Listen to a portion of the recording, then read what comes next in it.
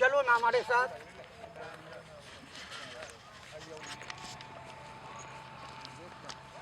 Mummy पाँव दुख रही। चलो बेटा, थोड़ा ही दूर आ गया, अब हम लोग गंगा किनारा आ चुके हैं। कुछ ही देर के बाद हम लोग अब गंगा पार हो जाएंगे। मेरे साथ आओ। चलो, झगड़ू हमारे पीछे पर है, किसी भी वक्त आ सकता है। चलो हम लोग थोड़ा तेजी से चलते हैं। भैया केवट, मैं आपके आगे हाथ जोड़ती हूँ, आप मुझे किसी भी तरह से गंगा पार कर दीजिए भैया।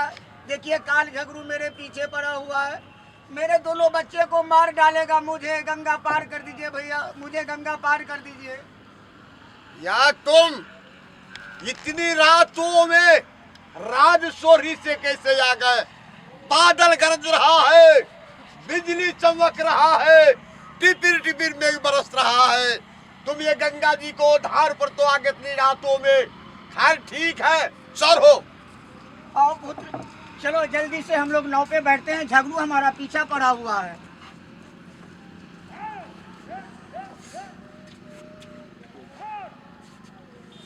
नाव किसका नाम से खुला जाए? सबसे पहले मेरे पति के नाम से आप इस नौका को खोलिए, उनके नाम से जयकार लगाइए। जासर महाराज की। नहीं नाव चलता है।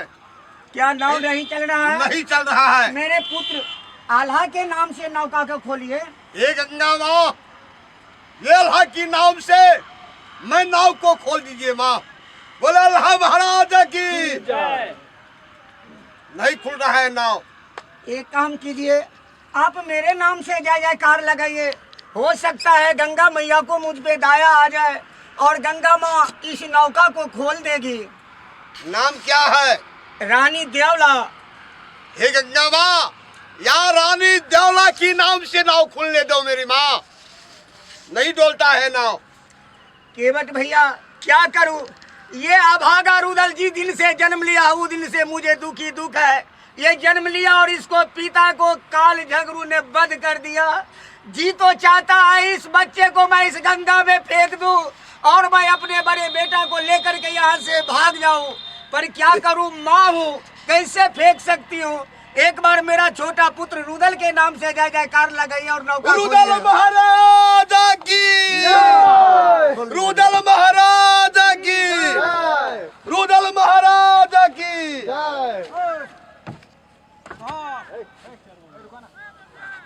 मम्मी भूख लगा है। कोई बात नहीं बेटा, चलो अब हम लोग गंगा पार होने वाले हैं। गंगा उस पार जाएंगे, कोई किला होगा, कोई राज होगा, वहाँ से मैं तुम्हें कुछ मांग करके लाऊंगा और तुम दोनों भाई को पेट भर के खाना खिलाऊंगी। बेटा तुम दोनों भाई चिंता मत करो, अभी मैं जिंदा हूँ। चलो अब हम लोग देखो गंगा पार उतरने ही वाले हैं।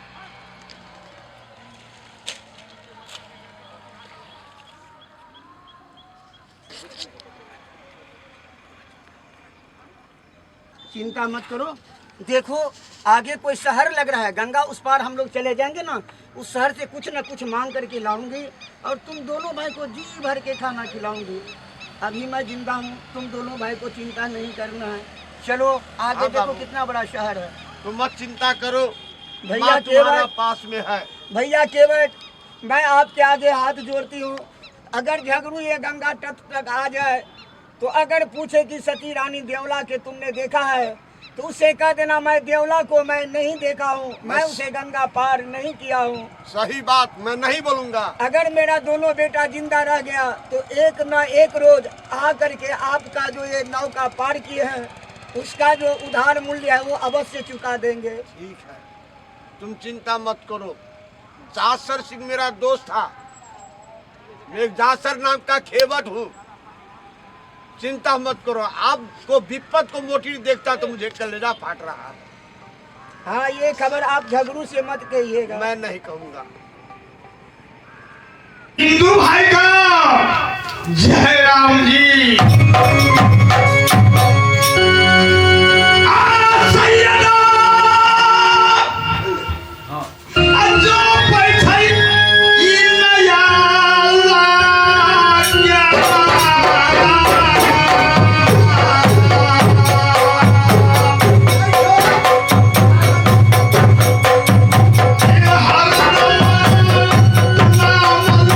है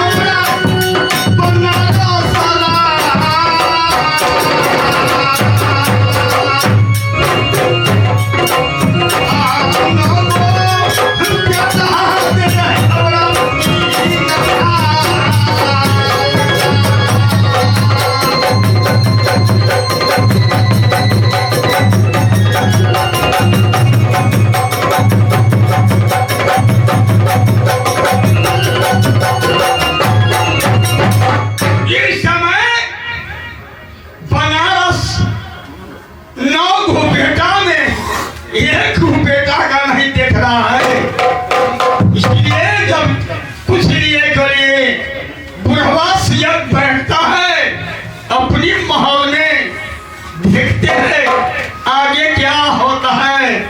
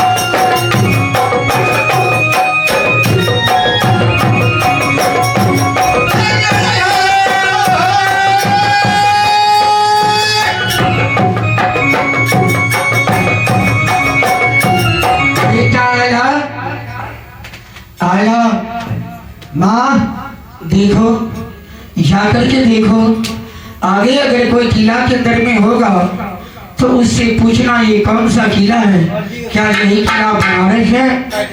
उससे बातें करना और सारी बात उसे बताना और कहना मुझे दादा सैयद से मिलना है।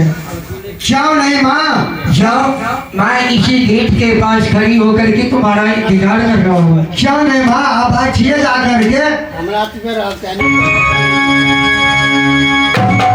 लोग कौन है, यहाँ किस लिए आए हैं, क्या बात है, कहाँ को रहने वाले हैं? सुनिए।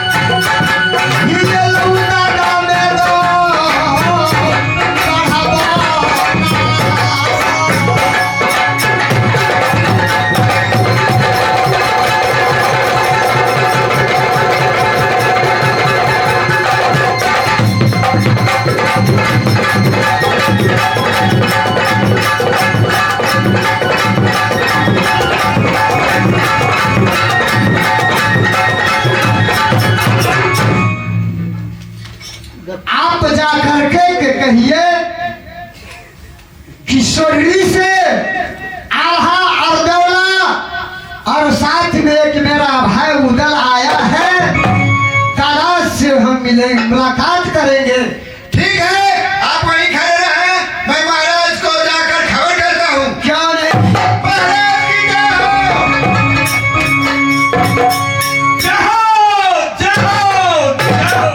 महाराज मियान सोरड़ी में आपका कोई दोस्त है? हाँ, राज सोरी में राजा जासर हमारा। सुनिए महाराज, उसका लड़का का नाम आल्हा सिंह है, रानी देवला भी है, हाँ, और एक छोटा बालक उनको गोद में है। वो 3 जना आपसे मिलना चाह रहे हैं चौराहे पर। रे बेहुदा, तुम झूठ बोलते हैं। क्यों? हमारा दोस्त राजा जासर है। हमारा दोस्त तीनी बेटा आते थे तो डोली पर चढ़ के आता है, जाता है। नहीं, हम झूठ बोलते हैं।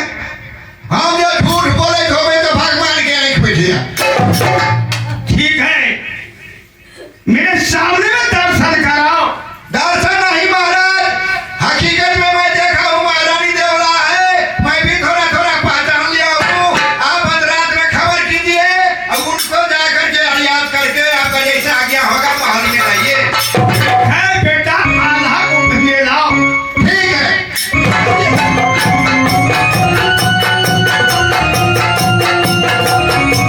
आल्हा सिंह, यही मेरे महाराज है। सामने देखो इधर। बेटा,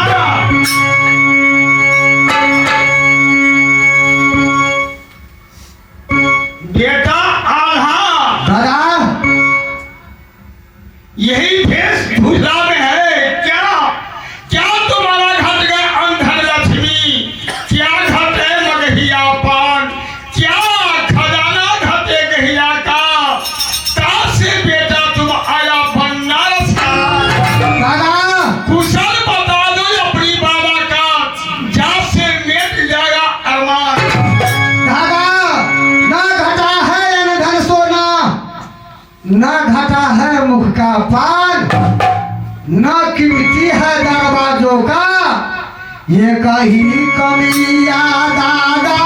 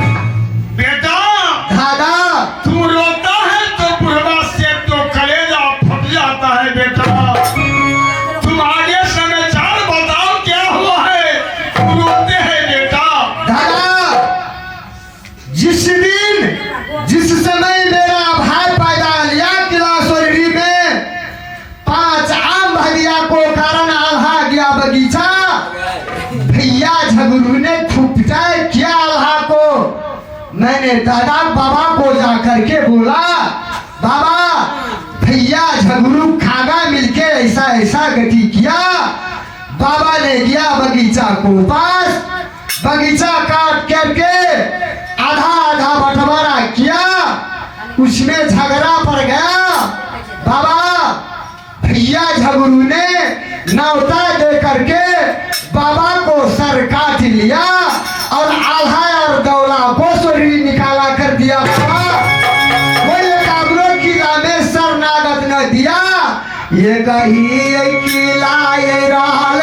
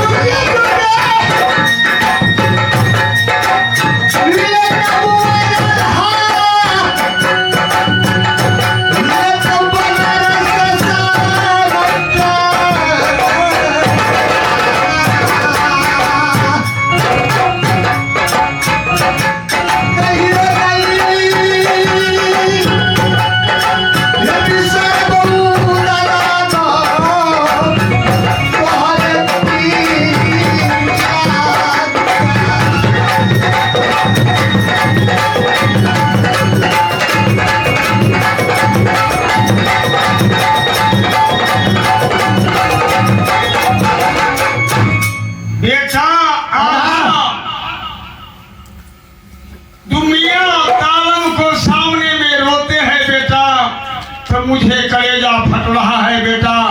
दादा कैसे नागो बेटा है, धूप है तू हुआ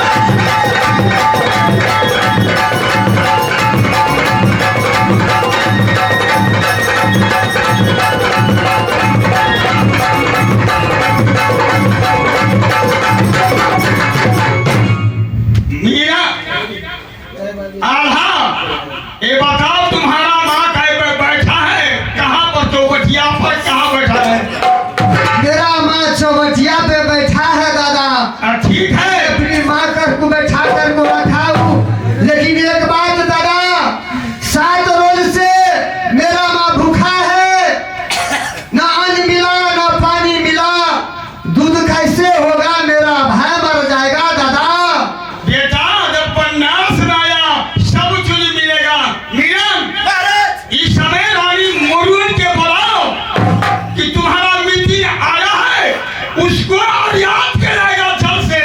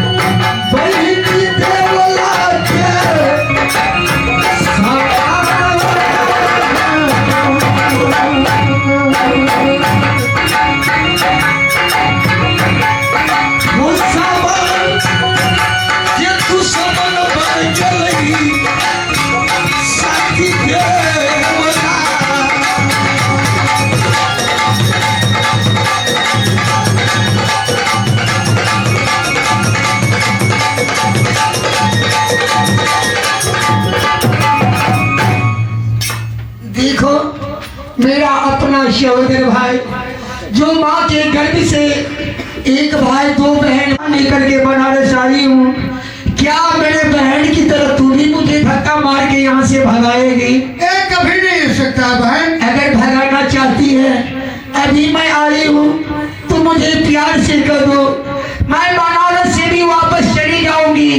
मैं तीनों माँ बेटा काशी नगरी की बगल में प्रयागराज है, उसी प्रयागराज में जा करके डूब करके अपना तीनों माँ बेटा जान माँ गंगा को सौंप दूंगी।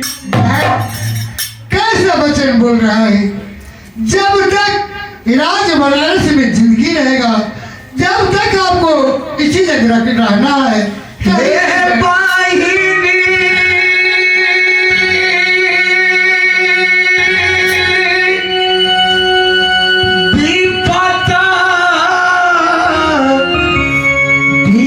जो भागा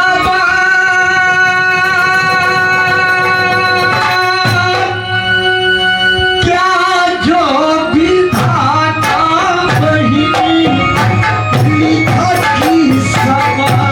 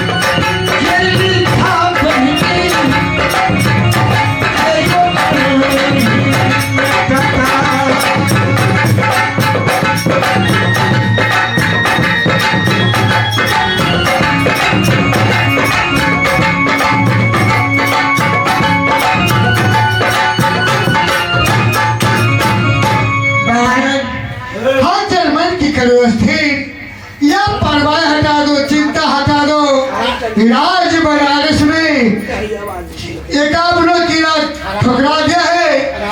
जब राज बनारस में आया है, आधा महल बात करके आपके देखो भाई, आधा महल की रानी, आप आधा महल की। देखो भाई, मैं कल से पूरे 51 किला को